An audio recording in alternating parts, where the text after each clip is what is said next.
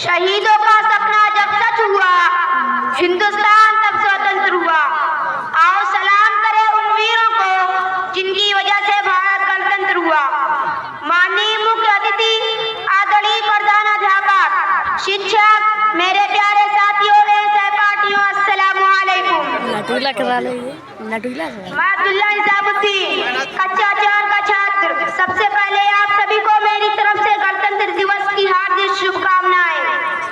जैसा कि हम सभी जानते हैं कि आज 26 जनवरी है और हम सभी यहाँ अपने राष्ट्र का गणतंत्र दिवस मनाने के लिए एकत्रित हुए हैं।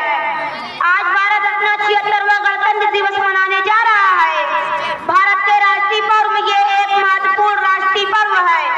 15 अगस्त 1947 को हमारा देश ब्रिटिश हुकूमत से आजाद तो हुआ, परंतु आजादी के बाद देश के सामने सबसे बड़ी चुनौती कानून व्यवस्था की थी, क्योंकि हमारे देश को सही तरीके से चलाने के लिए कोई नियम और कानून नहीं था। उस समय डॉक्टर भीमराव अम्बेडकर जी के नेतृत्व में स्थापित समिति द्वारा 2 साल 11 महीने 18 दिनों में अथक परिश्रम के बाद एक सशक्त संविधान तैयार किया गया और इसी दिन अर्थात 26 जनवरी 1950 को भारत देश ने अपना संविधान लागू किया, जिसके बाद हमारा देश गणतंत्र राष्ट्र घोषित हुआ। हमारे देश का संविधान पूरे विश्व का सबसे बड़ा लिखित संविधान है। इस महान संविधान ने हमें अपने हक और अधिकारों के लिए लड़ने की ताकत दी है।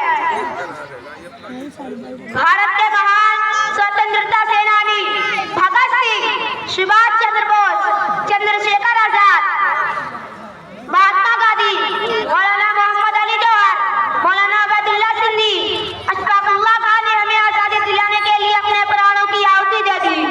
इन महान नायकों का नाम इतिहास में सदा के लिए अमर हो गया। इस दिन भारत के स्वतंत्रता सेनानियों को भी याद किया जाता है। हम रिपब्लिक डे मना रहे हैं, तो हमें आज के दिन संविधान के इतिहास के बारे में भी संपूर्ण जानकारी होना आवश्यक है। जैसा कि आपको मैंने पहले ही बताया कि हमारे संविधान को बनने में 2 वर्ष 11 माह 18 दिनों का समय लगा था। हमारा संविधान 2 भाषाओं में लिखित है, अंग्रेजी और हिंदी। जब संविधान बना था उस समय हमारे संविधान में कुल 396 अनुच्छेद, 8 सूचियां और 22 भाग थे, जिनमें अभी तक 104 संशोधन किए गए हैं। इस संविधान को डॉक्टर भीमराव अम्बेडकर के नेतृत्व में रहकर 284 सदस्यीय टीम ने तैयार किया, जिसमें 15 महिला सदस्य भी थी। हमारा संविधान हस्तलिखित था, अर्थात इसमें न तो कोई टेलीप्रिंटिंग और न ही टाइपिंग।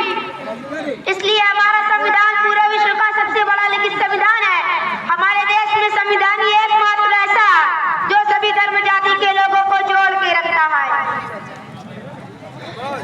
भारत ने पिछले 75 वर्षों में कई क्षेत्रों में उल्लेखनीय प्रगति की है और हमें अपनी इस उपलब्धियों पर गौरव भी है। हमने शिक्षा, स्वास्थ्य सेवा, विज्ञान और प्रौद्योगिकी, बुनियादी ढांचे और आर्थिक विकास में महत्वपूर्ण प्रगति की है, परंतु साथ ही साथ हम कई चुनौतियों का सामना भी कर रहे हैं, जैसे गरीबी, असमान